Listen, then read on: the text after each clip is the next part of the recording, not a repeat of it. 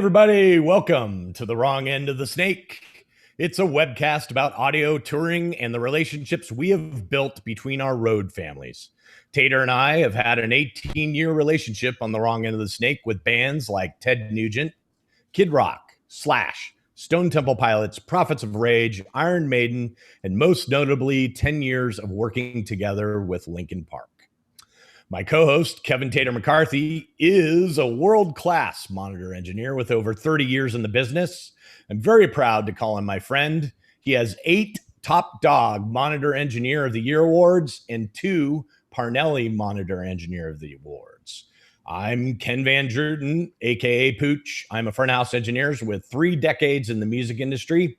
I'm a 3-time Grammy-nominated recording engineer. I have 8 Top Dog Front House Engineer of the Year awards, and I'm a winner of the Parnelli Front House Engineer of the Year award. Let's do a little housekeeping. Please use the chat window of the Zoom app to communicate amongst yourselves. If you're streaming from our YouTube channel and you want to be able to ask questions of our guests, register to be on the Zoom call for future episodes. Links to register are in all of our social media.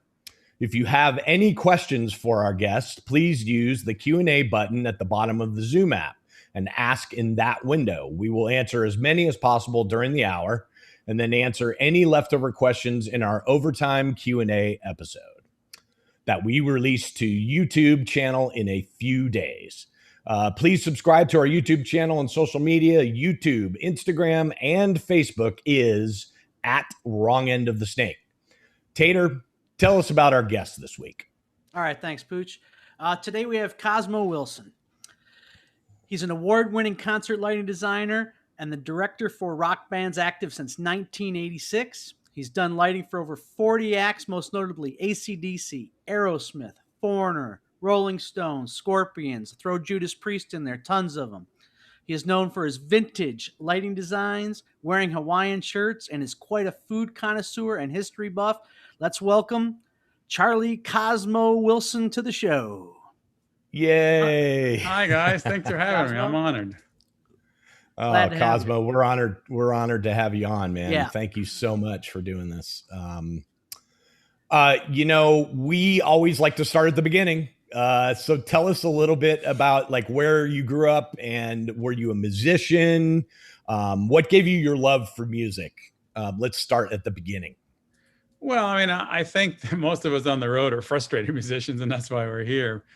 But I mean, I grew up I was born in the 60s, and I'm a child of the 60s in that sense. And, my mother was very influential. She got a lot of rock music back then. I mean, the Beatles. I remember, I was a big fan of the Beatles, still am. And that one, I remember Elvis Presley when I was a kid. So, I mean, I always loved music. I mean, I would trade. I remember trading a Willie Mays autographed photo for the Who, one of the Who albums, Tommy. And yes, I just love that. And I lived in Florida and New York, but being in New York, Kiss came out and they were big and very influential because of their shows. And in 1976, I went to see them in Lakeland, Florida as my first concert. And boy, that really impressed me. I mean, everything about it, the show, it was a spectacle. Then I wanted to be a rock star, and I learned to play guitar, and I was in my own band and stuff. And that's how, my love of music started there, especially with rock and roll. Now, was that Kiss show at the old Lakeland Civic by any chance? Oh yeah, Lakeland Civic Center in December of 1976. Great old building. I'm sure it's not there anymore. I haven't been there. Oh, it's still there. It is. Wow. Yeah. A lot of memories in that place. A lot of good shows, especially hard rock shows. Oh yeah. Yeah. Totally, man. Totally. And it's funny because when I first went there, it seemed so enormous, and I go there now and it's just a little tiny thing. I find that's true of all venues. Like I go back to some place that I have a memory of, one of the first times that I worked, and I'm just like, yeah, this place is a tiny little joint, but that's awesome. So that's your journey of why why your love of music and how you've kind of first started. Take us through why lighting? Like, how did you end up in becoming a lighting designer and a director? Well, it's probably a little bit of a winding story. I mean, when seeing Kiss, I mean, that's one thing that really impressed me. Walking in that arena and seeing that lighting rig hanging from the roof just blew me away. I mean, I just couldn't believe it.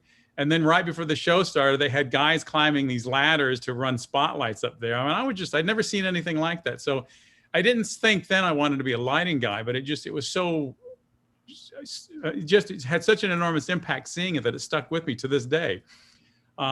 You know, so, you know, I moved back and forth between Florida and New York, and I wanted to be in a band. I moved back to New York in '79, and I started working for bands as a backline guy. And so there really no lighting. I mean, I did some sound stuff and a lot of backline, mostly backline. And one of my best friends was the lighting guy for some of the bands I worked for. And I was interested in it, but never really thought about it. And it wasn't until I'd come back to Florida in about 1983, 82 or so. And I started working for the local union in Orlando. And all I wanted to do was work concerts. And the Lakeland local was a different local union. So they said, you can't work down here until you get a card in the Orlando local. And happily, I finally got a card in the Orlando local in '83.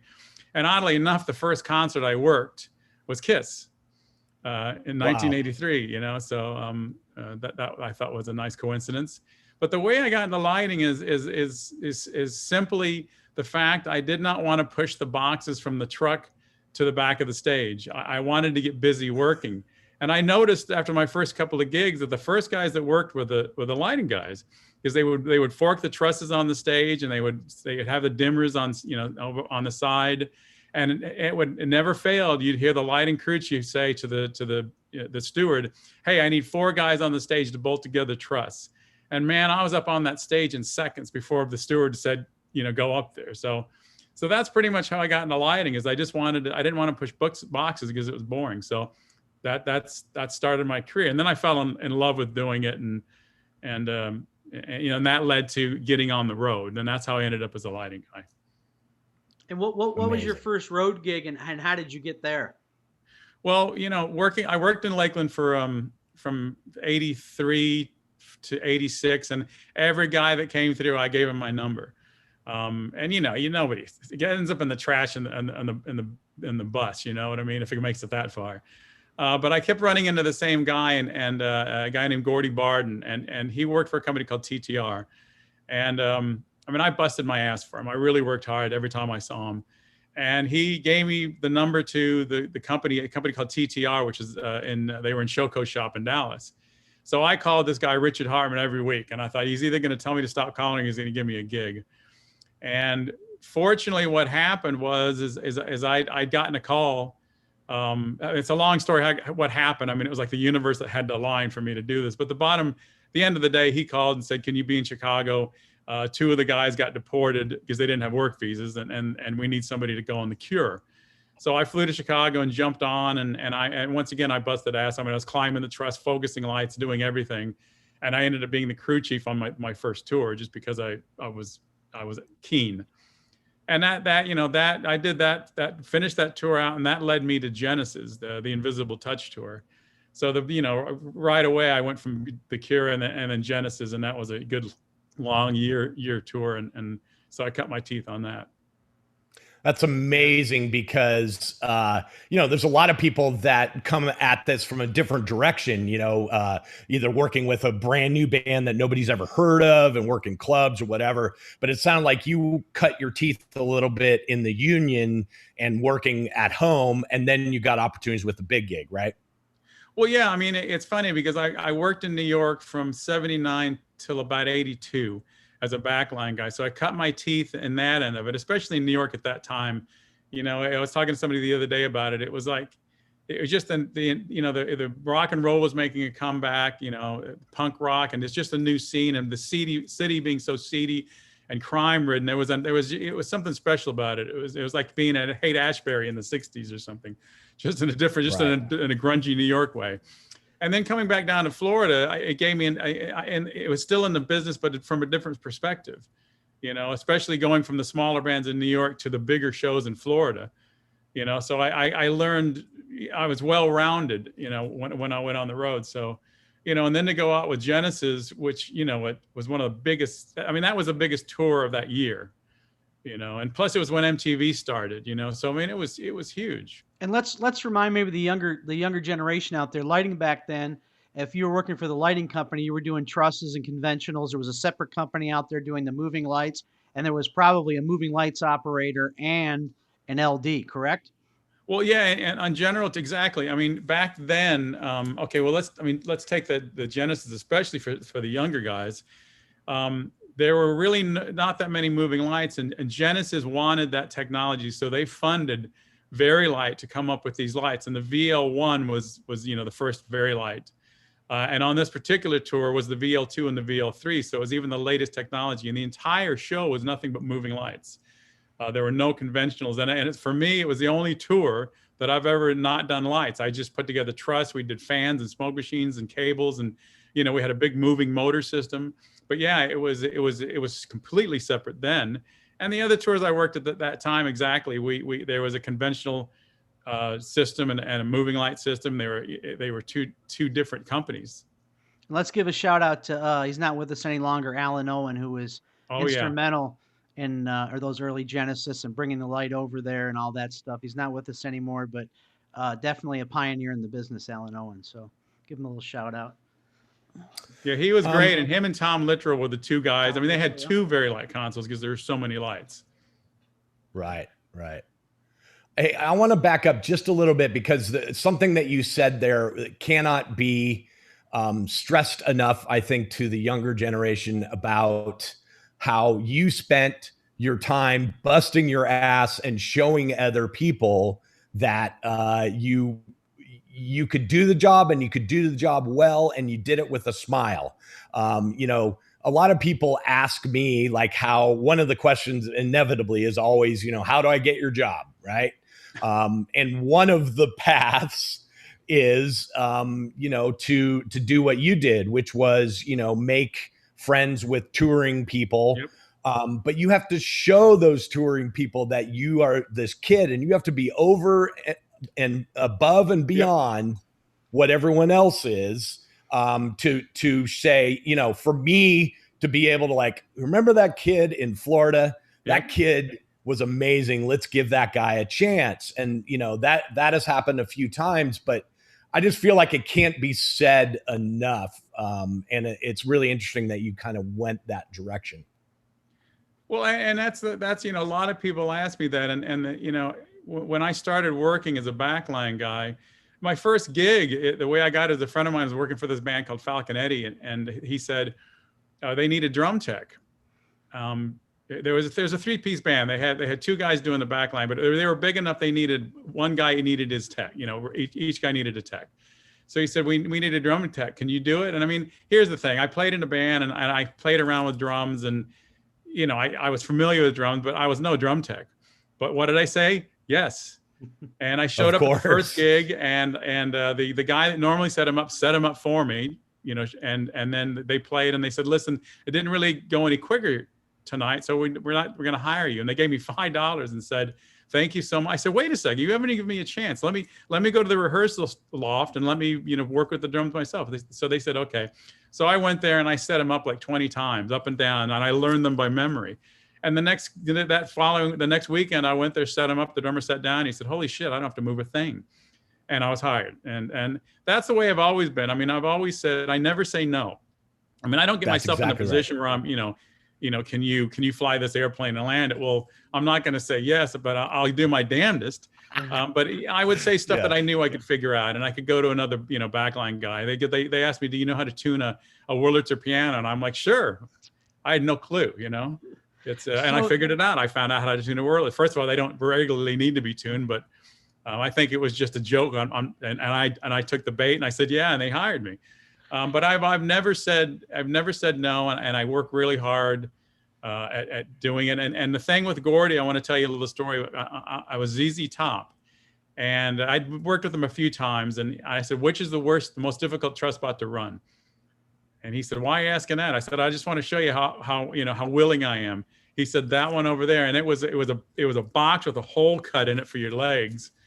And you had to lean forward the whole show. It was just the most uncomfortable. And I did. And he said, man, I give you credit for running that spot. That's one of those things that he remembered, like you said. Remember that kid who ran the spot? Yeah. Well, Now, the fact that you volunteered for it, you know what I asked mean? for it, That's the thing. Yeah. Now, who are your mentors then? And I guess you're still kind of bolting trusses together and doing spots, and you're not quite the LD yet. Who are your mentors you were looking towards and saying, "Oh, their shows look good," and you guys you really talked to and looked up to who were doing the lights?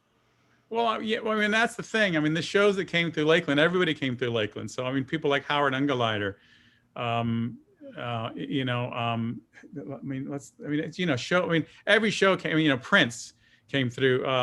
Roy, and here's the thing: I learned from them, seeing their lights, and I ran truss spot a lot. I also ran front of house spot, so I also learned how to call spots by how they called spots, because they were the cream of the crop. So I mean, I had when I was in Lakeland, the mentors were guys that I didn't really know. I just knew they were good LDs, all the way around. And as time, so I obviously now I know who all those guys were. And it's funny that they were once telling me how to call spotlights or telling me the cues. And I just love that. And hearing all those LDs calling all those cues, you know who the good ones are and and who are not from doing that, don't you? Oh, 100%. Yeah. Yeah. You can tell who the pros are for sure. That's awesome. Well, and I also, the one thing I did learn about when I started running lights for bands, that really came in handy, because I knew, being a spot operator, what was frustrating. So to this day, I have spot operators all across the world say, "You're one of the best spot callers that we've ever had." But that's because I've been on it and I know, what they're doing. And some LDs don't. And that's another thing. I'm going back to the younger generation. I see, in our business, I always thought you kind of had to be the feeder puller, and then the speaker hanger, and then kind of the stage guy, then the monitor engineer, then a system tech, and keep working your way up. I see a lot of guys come in now, and, hey, I'm first year and I'm the production manager. You know what I mean? I always wonder, you got to know all those jobs before you get to be a production manager. That's how you get to be that job. And hearing you say, I knew how to be a good LD because I heard them all talking in my ear, and I knew how to do it and what not to do. And I see a lot of that's lost nowadays. People come right in and they're LDs and designers, and I wonder how they get there when they don't have the basics in their toolbox, Well, it's funny. I agree with that. I mean, I like Full Sail. I mean, there's nothing wrong with schooling and stuff, but there's just the experience, as they say, learning on the street, coming up the ranks, especially back then. I think the one thing that helps today is all the technology.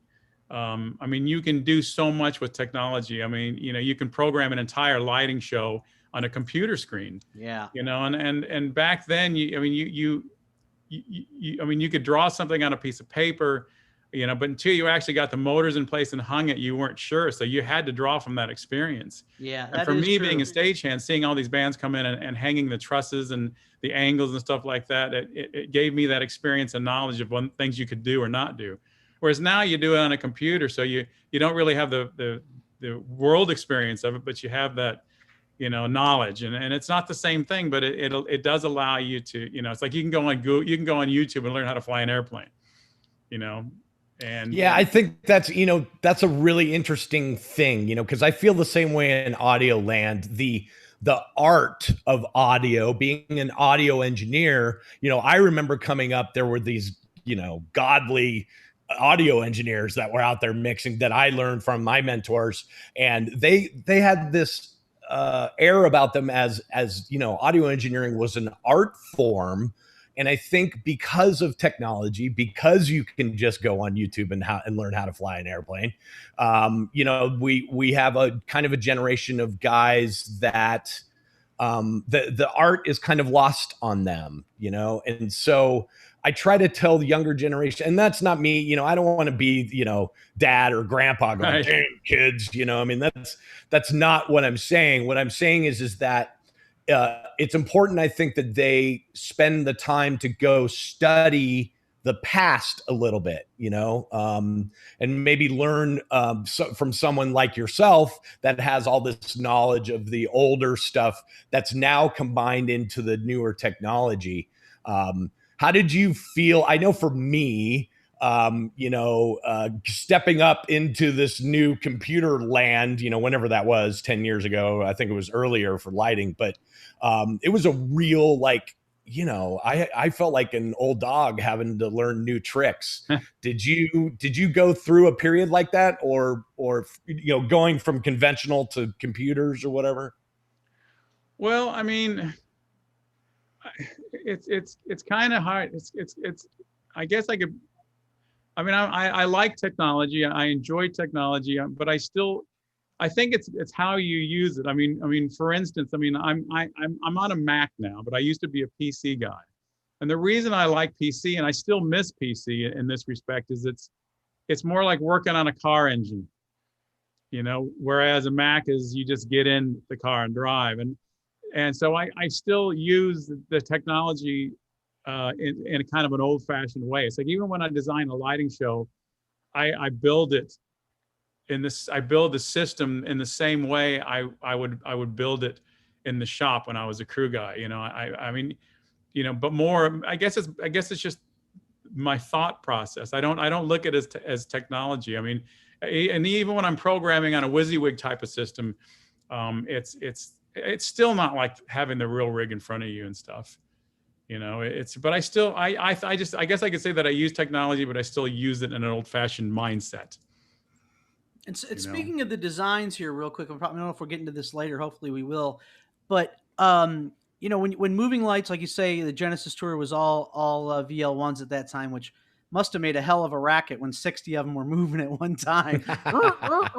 But how did the difference between the conventional PAR 64 with a scroller or non-scroller and the impact that a heat generating PAR 64 makes on especially a rock band versus a moving light that doesn't, I don't want to say, I'm sure they have the intensity or have it now, but they didn't originally have that to create that impact that just a standard old analog 64, bringing it up, the warmth, the color, the feel, the bar of 6, how do you get that? Or what was your thinking to get that into the moving lights? Well, I mean, I've been a big fan of moving lights ever since they've started, in addition to a Parcan rig. I mean, the first AC/DC tour was that I did in 1990 was the first tour that AC/DC, how should I say this, allowed us to use moving lights. They had to be dragged kicking and screaming to use moving lights, but Patrick Woodruff was the overall designer, and he convinced him, but it was still mainly a big Parcan rig. We had big pods. I mean, it was a big, par heavy rig. So, I mean, I've always used a combination. The moving lights are more of they're an addition to the Parcans. However, having said that, once again, myself, I had to be dragged kicking and screaming to use a full automated lighting rig. But once again, going back to what I was talking about, the technology with computer programs, I'm the same way when it comes to the lighting now. Like when you were introducing me, my shows are vintage rock and roll shows, and I've learned now how to. I'll tell you a little story. A few years ago, I was in South America, and I'd been speccing Parcans, but they were in such bad shape and such an impossible situation. I said, I can't do this anymore. In Europe, the same way. It was. So I decided to start using moving pars, the LED pars instead of regular Parcans. And what, they finally, the output, it had reached the, similarity of a regular Parcan. I mean, you can't get away from the attack and decay of that Parcan. It goes with the music, but especially rock and roll music, better than anything, sustain and stuff like that. But what I did is the next tour I did with Aerosmith, which was, I think, 2017. I got in touch with John Huddleston at Upstaging, and I said, listen, can you get out a piece of truss and hang X4s? I used X4s for it. I said, hang them in there like they're bars of 6. And at the end, I want you to put a profile, moving head, like a Roby. So he said, sure. So I recreated the old school, 2 bars of 6 in a 30-inch box truss, and put them on bars. And I instead of ACLs, I used Sharpies, and I put them on a bar 4. So I recreated the old school look with new technology, and you look at pictures and you swear that it's a park end rig with ACLs, and it's not. And but once again, I'm using my old thoughts and looks to with new technology, and that's key for me. Fantastic story. That's amazing. So let's back up just a little bit, because part of this, people come here and they want to know the path of how you got to be this huge, you start talking about AC/DC and, all these other bands that you worked for, Aerosmith, these are huge, giant rock acts, right? So I think people want to know what your path was to be that guy. Like what were the breaks along the way that got you to be where now you are designing for AC/DC, for instance? Well, I think the hard work is the one thing, and never saying no. I mean, that I don't want to say not to ever say no, but you don't just, I'm not saying say yes, but you can learn anything, you can pretty much do anything, and if you can kind of fudge your way into doing it, that's one thing. Passion is one thing. I mean, I'm fortunate that I'm talented. I was in the right place at the right time. But it's always, for me, persistence is one thing. I never gave up. I think another thing is to have a very positive and happy attitude. And, I'm just that way. I mean, I'm not gonna say I don't work at being happy and positive, but I make sure I think about it. You know what I mean? I'm careful what I say, and I try, it's like with AC/DC, they ask something, you never say, no, I can't do it, or no, we can't do it. If it's a difficult thing, I'll say, well, hang on a second, let me figure something out. Let me think about this. And then I'll come back. If I can't come back with an answer of yes, I'll come back with an alternative. And I think, bands like me because I'm positive, upbeat, happy, and I can do it. And I make them feel good. It's all about, I'll tell you a story. I was doing Emerson, Lake and Palmer, and basically the band weren't happy, or Craig Lake wasn't happy with some things, and it was just, it turned into kind of a shit show. And I said, stop. I said, listen, Greg. I said, there's no problems. There's only solutions. We will figure this out. We will give you the show you want. And he stopped and he gave me a hug and he said, that, my boy, I love to hear. I leave it to you. And we turned it into a great show. And everybody said after that, just that saying, there's no problems, only solutions. And that's the way I am. We'll figure it out. And that's the way I've always been my whole career is we can make it happen. And that's what really works in this business, as you know. So expanding onto that, because we do this about relationships and getting along with people and how you get to where you're at. I know with working from you and working with other people, everybody's, audio, lights, everybody's got their blinders on and whatever they do, and they work in their departments, and video's screwing us again, or this is happening, and here comes lighting and all that stuff. And you never like that at all. You treat every department pretty much exactly the same. Look at every issue as a show issue instead of a departmental issue. And your attitude with all the other players from the lowest, I would say, on the totem pole to the highest person on the totem pole is the exact same treatment. And this is, and I'm coming from even before when this wasn't a kinder, gentler business than it is now. We all know how tough it was for me in the mid 80s and stuff when I started. So how did you get that attitude before? It's popular now and everybody's trying to do it, but you had that originally. Where did that come from? Well, I mean, it's me. I mean, I always see the big picture, and I realize the importance of every single person.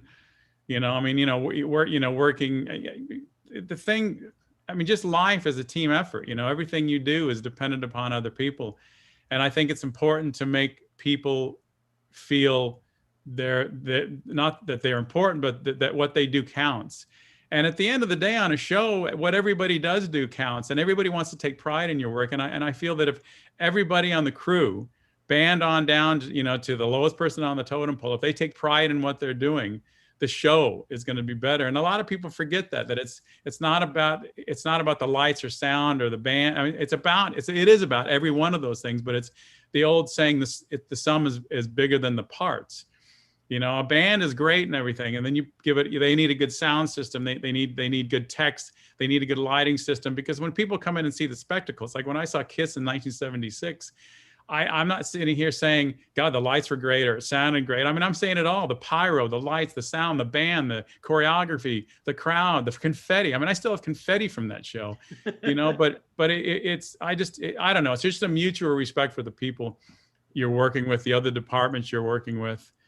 You know, and everything I've done. I mean, you know, when I started working for Falconetti in 1979, you know, everybody depended on everybody else. I mean, each band member needed each one of us to do our jobs, to make them, to allow them to play, you know, and we, the crew, we depended on each other to make our guys look as good as they could. So I just realized that early on. And I think it's just the way my makeup as a person as well, you know, is just seeing other people's talents and abilities. Fantastic. You spoke earlier about your, you know, that moment that you got the Cult gig was changing. You know, it took you further to get the Genesis gig or whatever.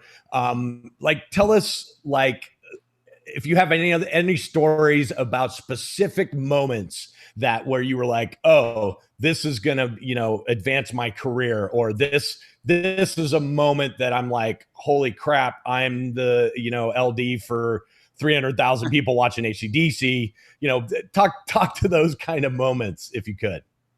Well, I think that one of the first moments I had, I mean, obviously, and this is right when my first gig with The Cure, I had to fly to Chicago. We were doing a gig in Poplar Creek, and I was nervous as hell, you know, and I flew there, and I jumped right in. I mean, I climbed the truss and focused the rig, you know, myself. But that night, you know, we did the show, we did the loadout. I was exhausted, but I was high on adrenaline.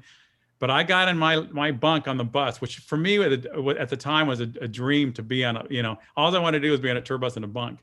And I climbed in my bunk that night, and dude, you could not wipe the smile off my face. I couldn't sleep. I was so happy, so grateful, so thankful, so blessed.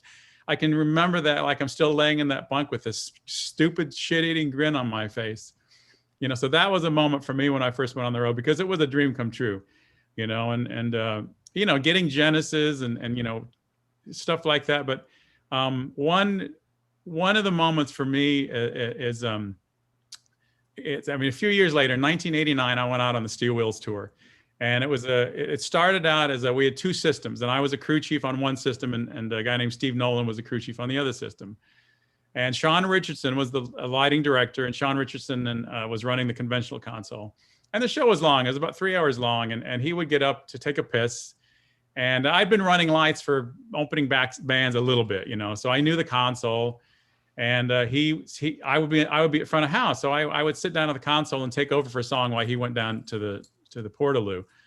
And but what he would start every night, it would happen. It was great. I was like right on the console, and I didn't really dawn on me that I'm running lights for the Stones. I'm just running lights for Sean. But gradually, he would have me run different songs. And what at the time I was kind of an idiot. I didn't realize that him and Patrick Woodruff were grooming me, because Sean was going to go leave to do Tina Turner. So we went to Japan, and I knew Sean was going to go, and I thought they were just going to bring in another director. So first night we're loading, and I said, "Who's coming in to run lights?" Patrick says, "Well, I'll do it." He says, "I know some of the show," and he says, "And you know some of it too." And I said, "Yeah, I'll run it." So first night he let me run half the show. The second night he let me run the other half, and then he said to me, and I think it was my 30th birthday. He said, or 29th birthday. He said, "Do you want to take over the Stones?" Oh, and my goodness! You know, I would just like, it was I was shell shocked. I was like blown away. And he says, "You know, we got another 6 months of the tour. We're going to go to Europe and do you want to take over?" And I was like thrilled. You know, so that was a moment. You know, and the next moment after that is when he after the Stones, and towards the end of the Stones, he said, "I got another tour coming up with a band you might like to work for." And I said, "Who's that?" He said, AC/DC. And I'm like, you know, that was that. So those two moments especially were incredible. That's a fantastic story. Love to hear I think that. it's important to point out that, you know, we always talk about being in the right place at the right time. That's important, but you need to put yourself in the right place at the right time. Yeah. And you did that by hanging out at front of house, even though you were just the crew chief or whatever. You were hanging out with the LD and Patrick Woodruff, and so you got an opportunity because of that. And I think it can't be stressed enough for the younger kids, that you have to put yourself in that place, right? You don't run to your bunk and take a nap. None of that stuff. You're out there being seen and trying to get in there. That's fantastic. Yeah, it's proactive. I mean, I agree. I mean, and also, I mean, he said to me, "Do you want to run lights? Do you want to take over for me?" And I said, "Yes." Most people would go, "Oh no, I don't think I can do it." But I said, "Hell yeah!" And I jumped in the console, and fortunately, I didn't screw it up. Well, that's the other part, right? Like you have to deliver once they put you in the seat. Yeah. Well, exactly. Yeah. Yeah. That's awesome. What do you think now? Fast forward to now, because you're obviously now maybe mentoring some younger kids and like trying to bring up some guys and help them out. What do you see? Put yourself in the shoes of someone that's watching this and wants to be you. What is the path? Do you go to Full Sail and work for a lighting company? I mean, these days, what is the path to becoming Cosmo?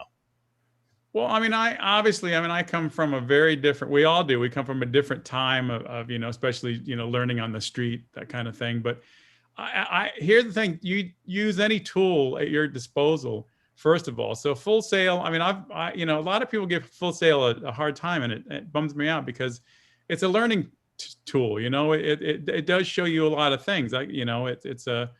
It's like a flight school. You're going to learn to fly. You're going to learn about video and all this stuff. But, and until you get in the seat, and it'd be the same as, flying simulators all the time. There's nothing like real world, work. I mean, I think, first of all, when young people ask me what they should do, I say, go to work for a lighting company or a sound company. I'll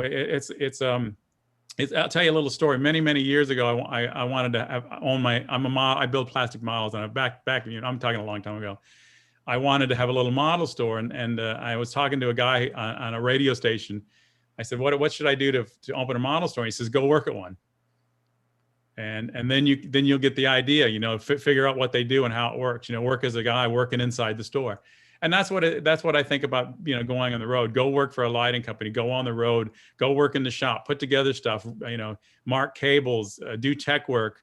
Because then you see the bigger picture. And then when you go on the road, it's like when I started first designing lighting rigs, I would come up with these kind of crazy designs, and I would have crew guys go, "Oh, that's going to be impossible." I go, no, because I've done this, right? But I can see it in my mind because I bolted together trusses and hung trusses, and I know what can work. So that's the key thing, I think, is to tell young people is to get as much real experience as you can get. I mean, if you want to go in and go to Full Sail and you get a job as a programmer and do a designer, that's great. And you may do a great job, but I think if you get that real world experience, you're going to be so much better and go so much farther. Because I didn't realize Full Sail had a lighting thing, a lighting program, if you will. What's that? I didn't realize Full Sail had a lighting program. Well, I don't think they have a specific lighting program. I think it's more generic of just the production end. They call it show production or something, I think. So I mean, you can't go take a lighting course, but you take an overall production course, and then that kind of pushes you the way you want to go. And is there any other schools? After that, you go work for a lighting company or a sound company or a video company. Is there any other schools of note doing a show production courses like that or anything? I'm sure that different colleges and universities around the country have courses like that. But the nice thing about Full Sail is that's what they specialize in. Dedicated, yeah. Yeah, they're dedicated performance. Yeah. And they also kind of have like a placement thing at the end of it that is a tunnel to a lighting company, for example. So they have a lot of alumni who've done quite well. That's right. Yep. I went to Berklee College of Music, and there are a lot of us in the audio world too. I tell people that it's maybe not necessarily a path, but I learned a lot there. It is what you take from it, Right. It's a tool. It's a tool. That's exactly right. It's a tool. You say it's not required, but I see more and more kids out there, at least in audio, with working with them, that have some sort of education in it. And I didn't realize how many places were doing audio education. So you meet enough people, and I did it here, I did it here, I did it here, and you're just like, oh wow, I didn't know this whole world existed. So I do think it's something now you need more than you've ever needed before, is to have that on your piece of paper to show people that you've got some sort of basic knowledge. Well, I mean, it's like having a college degree. I mean, you can, it's the same thing. In this day and age, you need that helps anyway to have some piece Helps. of paper. Yeah. I mean, if you're 17 years old and you go to work for a lighting company in your city, and you work and you work and then you go on the road, you can still go up that way. But obviously, if you go get a degree or you do some sort of course that helps you out, like once again, it's a tool, and it definitely, you can go to somebody and say, yeah, well, I worked for this company for 4 years, and you can show them a piece of paper saying, yeah, and I've got this certificate or this degree and show lighting or whatever. So you're right, but once again, it's a tool. It's but I think it's just I think you're going to get more ahead if you're more rounded. For sure. Yeah. We always like to ask this of our guests, because especially someone as legendary as yourself, is there anything that you would change? Is there anything looking back where you would say, man, I wish I could tell my 18-year-old self to not do that, or my 25-year-old self to not do that? Is there any mistakes along the way that you can impart on people? Well, I mean,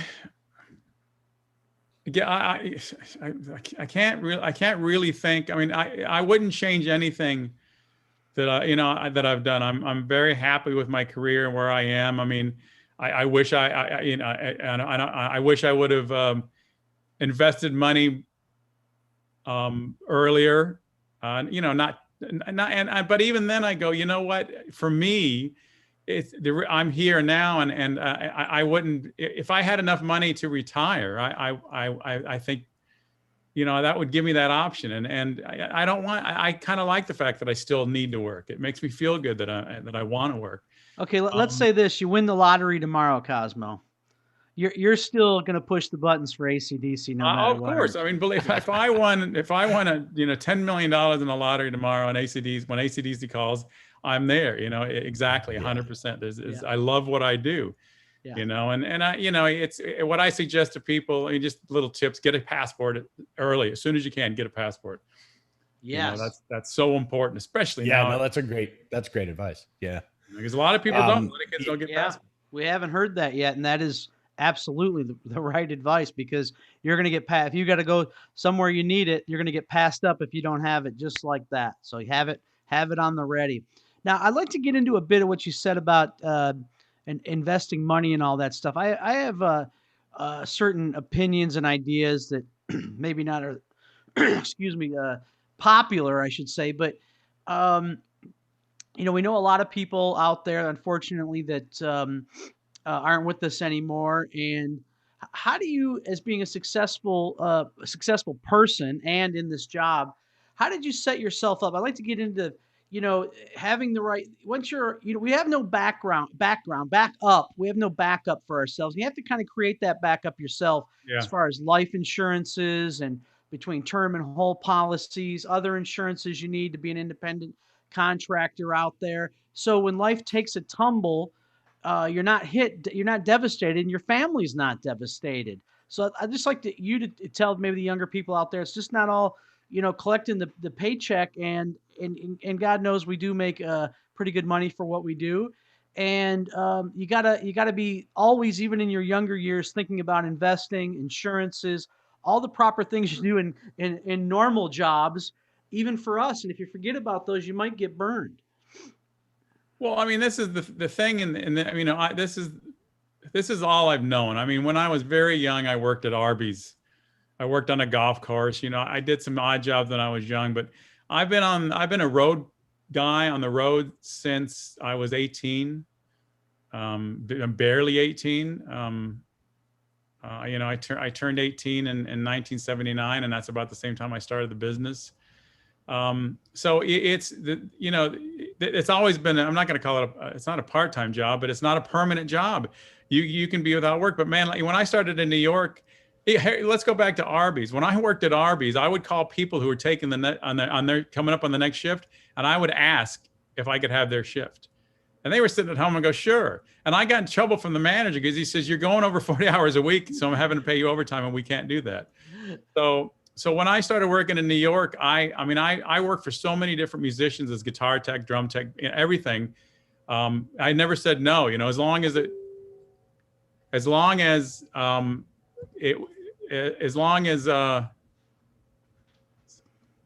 sorry, I had a thing with my computer. As long as, I lost my track of thought. Sorry, my computer kind of. You're working at Arby's. Oh no, oh yeah, sorry. So yeah, you we're talking about. Sorry, yeah. we can if you can cut this in. But working in New York, I as long as the gig wasn't happening the same night, and actually I had some lucky times where I worked for two guys at the same place. So that kind of thing worked. But it's just a matter of that work ethic. You know what I mean? Yeah, absolutely. Yeah. So do you, in talking about that, like part of what's happening right now is obviously unprecedented. The COVID thing is unprecedented, and even people that have set aside money to, survive this are struggling. But those that didn't, I think it's something that we need to talk about when we get back to working, right? Like, the advice that we should give a younger generation of guys Right. is, when you're an independent guy and when you're running your own, S corp or whatever, insurance is important. The liability part is important. All of these things are important, but also setting enough money aside for when the times are tough. Yeah. Any advice that you can give it in, that way? Sorry, I got sidetracked, but I was heading that way ever since I've been in this business. As I said, this is all I've known my entire life. So I've always been aware that I may not have a gig next week. And I'm fortunate now, and I get full blown tours. But we've all been on tours that have suddenly ended. Especially if you've worked for Ozzy Osbourne, or on an Ozfest, that tomorrow could be you're going home. Yes. Just because things happen in Aerosmith, things cancel, tours cancel, so we're used to that. So I've always had that mentality that I've got to save a bit. The key thing that I don't think most people get is you got to live within your means. It's I always tried to put money away. When I had a tour, it's going to be out for a few months or a few weeks or a year, and you do say, what I'm going to spend, I'm going to buy this. You do put the cart before the horse, and you say, I'm going to do this, and then you hope to make the money. But the two things that I think is important is putting some money away, whether it's 3 months, even a month, at least it's a start. You get that mindset, you need to put money away, and you need to put it away where you can't see it or think about it. It's there, but you think I only need that if work stops. And I'm so used to things stopping and ending tours, and so I plan that way. So it's important to do that and have several months, put ahead. And as far as investing, it's that's another thing. It's out of sight, out of mind, and you don't have to do tons of money investing. You don't have to do half your paycheck. You can pick whatever you want, but it all adds up, and I think that what's happened now. Oh yeah, the second thing I wanted to get to about besides saving money is good credit. Good credit is probably one of the most important things, because if you get in a situation and you can get a loan, that'll at least help. Yes. What I mean? It'll keep you, from running out of money. You're going to owe it back, and you're going to have to pay it back, but it gives you another option. It's good you say that about good credit, because with good credit, you're already when you're going to a lender and that kind of stuff, you're already not on level playing field, because you really don't have a full-time job. So you have any other strikes kind of against you, you're done. You've got to have everything else in line, in perfect line, so that kind of part-time job thing, it doesn't interfere with the rest of your portfolio or your resume of your credit. So that's extremely, extremely important. Well, exactly, and it gives you an out. It gives you. In the past, believe me, I've had to take loans to weather some time off, but I've always paid them back, which makes my credit even better. and I mean, especially now with the pandemic, it's everybody needs those options. Yeah, you need that's the thing. You can't limit your options. You have to build to have all the options there in front of you. You can't have it limited by stuff like bad credit and stuff, for sure. I think that, these are things that you don't talk about when you're 24. Yeah. And you should, you know what I mean? These are like, again, I hate to be I don't want to be, like my father, I feel like I'm being my father right now, but yeah, get off my lawn. I think it's important if we have these discussions with the younger generation, they're going to set themselves up to be better. Do you have any advice for like liability or setting up your own independent thing? I assume that you have your own S Corp or whatever you run. And what do you have any advice about that you've learned over the years? Well, I set up I set up an S Corp. I think I've had an S Corp now for 20 years, since 2000. But by that time, I think once you become independent, because I worked for lighting companies for several years before I became an independent lighting designer director. And I think it's when you're working for a company, sure. I mean, you're going to work for that company. You're going to be like a normal employee. But once you become independent, the sooner you can start your own LLC or corporation, the better. I think it's smart. It helps with depending on what you do, the liability isn't a big issue, depending on what you do. I mean, you can still be sued. But if you have a corporation that gets sued, I mean, of course you can get personally sued and stuff like that. But if you have a corporation, that kind of gives you a little bit of a wall. It also, tax-wise, it's very helpful because in a nutshell, it allows you to write off expenses from a business standpoint as opposed to a personal standpoint. As long as you dot your I's and cross your T's, I think it's smart. And anybody can start a corporate. Even if you work for a lighting company, you can start a corporation. But correct. I think it's the smartest thing to do. And plus, it gets you in that small business mindset. But you're suddenly really dependent upon yourself, and you realize that. For sure. We're coming down to the end here, but I want to get into the fun stuff because you are really well known for kind of being, a character out there on the tour, and you are like, you do day sheets that you share with the entire crew that tells people about the city that they're in. Yep. And also you offer to take people out to dinner and, all kinds of stuff. I know that you're, a big food buff as well. So share with us like how that started and what you do nowadays, like on the AC/DC tour, for instance. Well, I mean, first of all, I mean, we love what we do because of the music, right? Well, I would say a close second, if not almost tied, is the travel. And I mean, I love to travel. I love to see things that I saw in history books or on documentaries when I was a kid, history. I love culture. I love meeting people from other countries. And I find that we're all the same. We're just human beings. And when I first went on the road, I was a sponge. I wanted to go and see and do these things. And I was very fortunate that I had guys, some of the older guys on the crew that would do these things, and they would take me under their wing. And I would go out with them, and they knew that. And so I'm the same way. There's guys that are on the road, and, some guys are happy to sit in the hotel and go down to the hotel bar, have a drink and dinner and go back to bed. And I understand that. It's not me, so I've always wanted to, as they say, pay it forward. These guys that took care of me when I was younger, I want to make sure that I do the same thing for new people on the road. And there's people who don't know, or they're scared, or they're worried. They don't know where to go. They don't know the history. So I started doing nothing. Being an LD, I have a little more time than a lot of people. And so what I started doing is these newsletters, and they were kind of like funny newsletters. I mean, reporting on made up stuff and reporting on other stuff. And I did on the back page, I did like a day off sheet. And the day off sheets got so popular that that's all they are now, is what to do on days off. And then what I do is, like in cities that I know really well, like Berlin or Munich or, certain like Madrid, and I'll take people out and we'll do a history tour. Like especially Berlin, there's so much history, from World War II and World War I and, the 1800s. you know, the Berlin Wall and stuff. So, and people seem to enjoy it. And, you know, we take a walk and it'll be a whole day and we'll stop and have a bratwurst and we'll have a beer and then we'll end up at a place and we'll have this big dinner.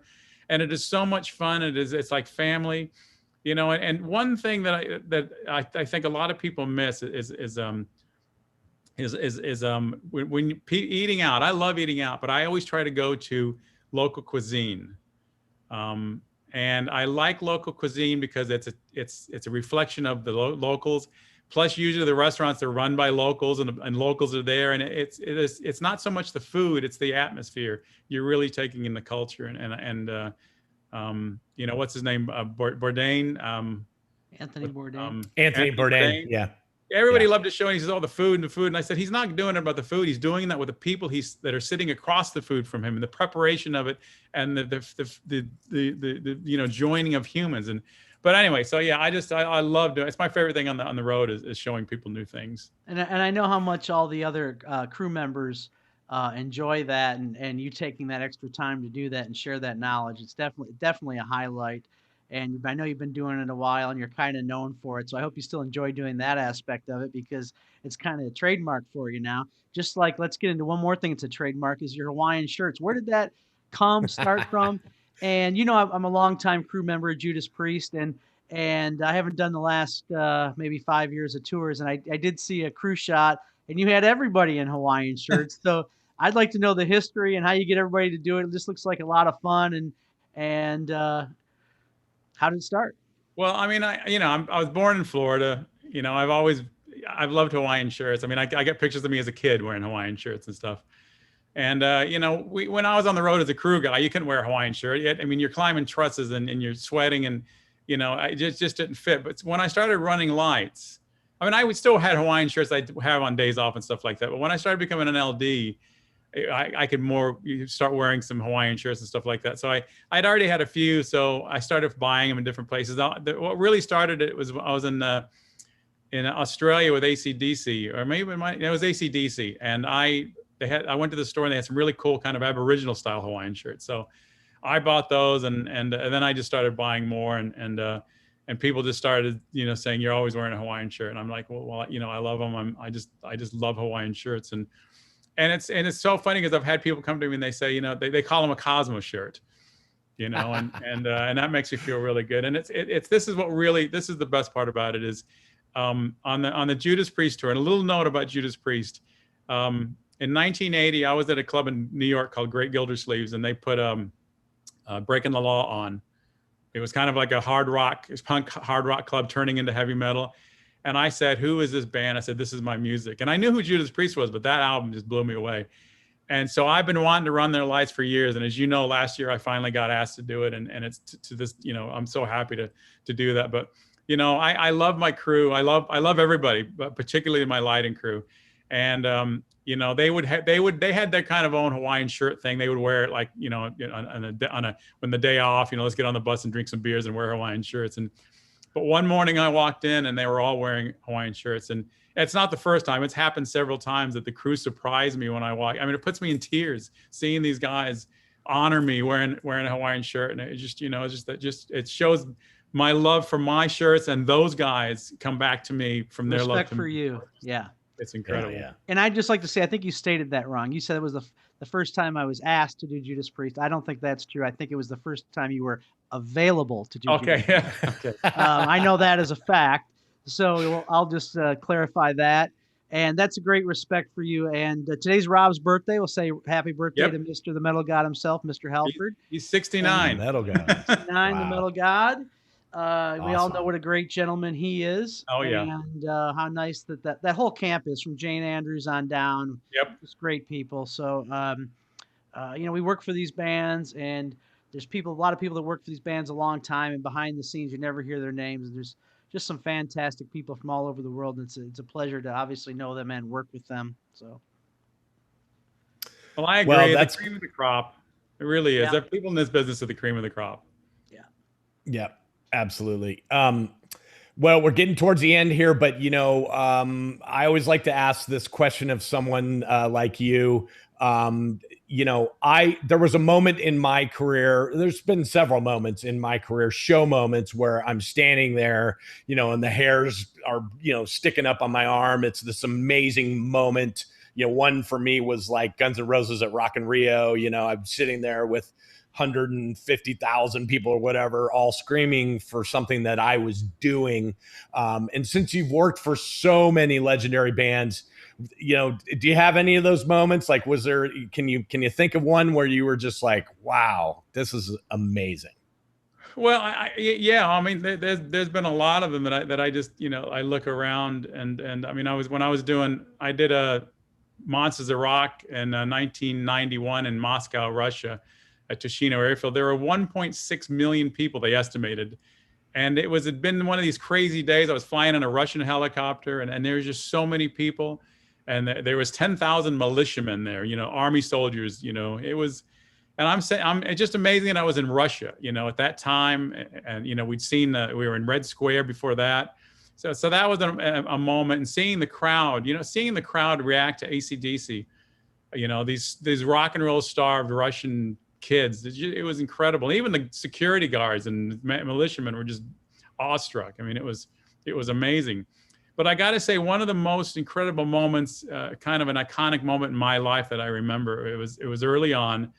I was running lights for the Stones, and we were in Berlin, Germany, at the Olympic Stadium, which is an incredible place to be in the first place. And the Stones were on stage, and I'm up in the tower, the front of house tower on the second level. And I don't know why. I mean, I'd done a few shows by then, but this particular time I put up the audience lights, and the audience was really singing. And so I just kind of stopped and looked around, and I'm looking to, at the people with their arms in the air, and they're swinging and they're swaying and they're smiling and they're singing. And I'm looking around, and Mick Jagger's on the stage leading this chorus of Germans, 80,000 Germans in the stadium. And I just thought, my God, how lucky am I to do something that helps bring so much happiness and joy to people. And that moment right there kind of set me up for why I love what I do.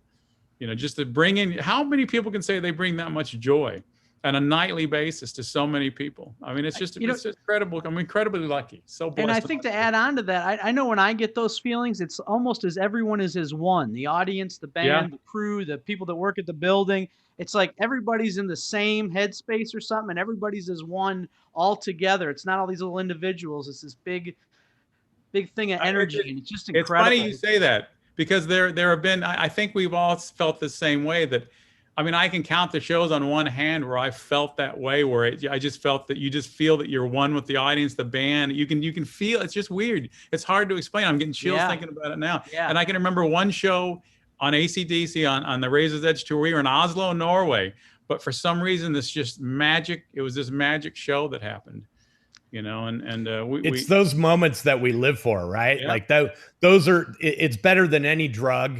It's better, the hole in one. Yeah. It's the hole in one. Yeah. It's amazing. Well, listen, Cosmo, man, thank you for your time.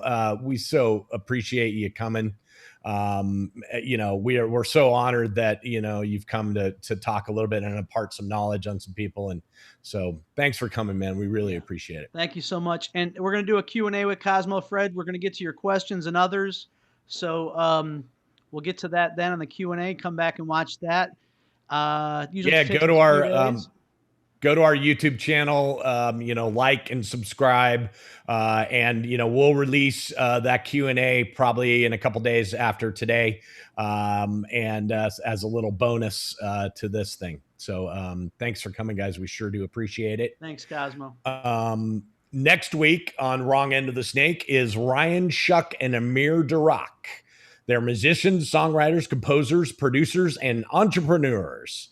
Both are members of Orgy, Dead by Sunrise, and most recently, Julian K. Individually, they have played in many other bands like Edema and Rough Cut.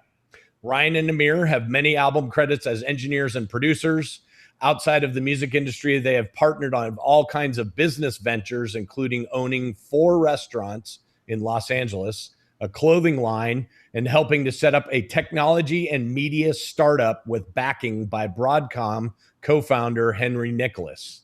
So those guys have a really interesting story to tell, and they are, outside of the music industry, are entrepreneurs. So make sure you tune in next week. There's a lot to be learned from those two.